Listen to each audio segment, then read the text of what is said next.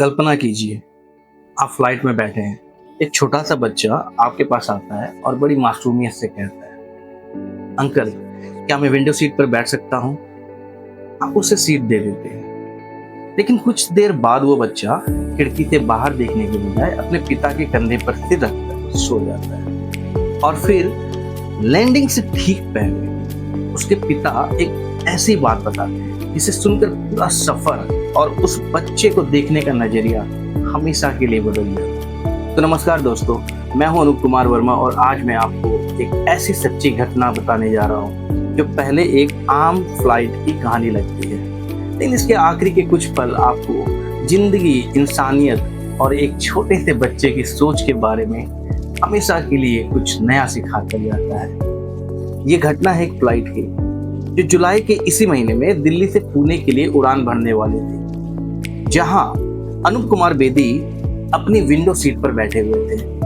तभी लगभग 7 साल का एक छोटा बच्चा अपने पिता के साथ उनके पास आया।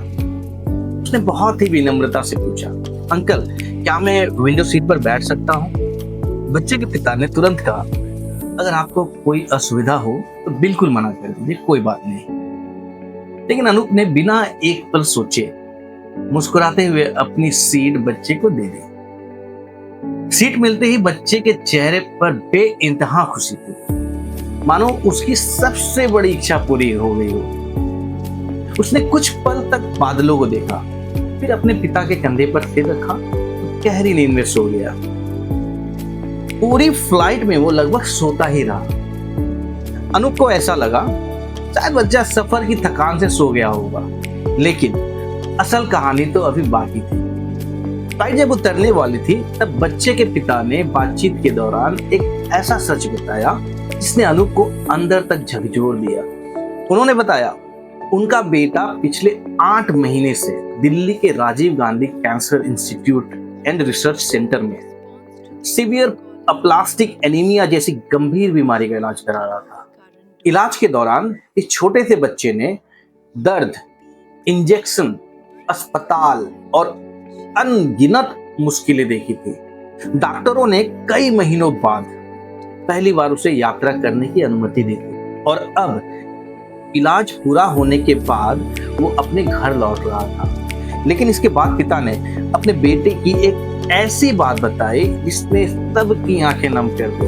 उन्होंने कहा, मेरे बेटे ने मुझसे कहा था, पापा, जब हमारा विमान बादलों के ऊपर होगा तब मैं भगवान के थोड़ा और करीब रहूंगा और उन्हें मुझे ठीक करने के लिए थैंक यू कहूंगा। ये सुनते ही अनूप कुछ पल के लिए बिल्कुल शांत हो गए। जिस बच्चे को उन्होंने कुछ देर पहले सिर्फ एक उत्साही यात्री समझा था, अब वही बच्चा उन्हें जिंदगी की सबसे बड़ी लड़ाई जीतकर लौटता एक बहादुर योद्धा दिखाई दे रहा था। इस घटना को बाद में अनूप ने लिंक्डइन पे साझा किया और लाखों लोगों को एक बहुत बड़ी सीख दी थी।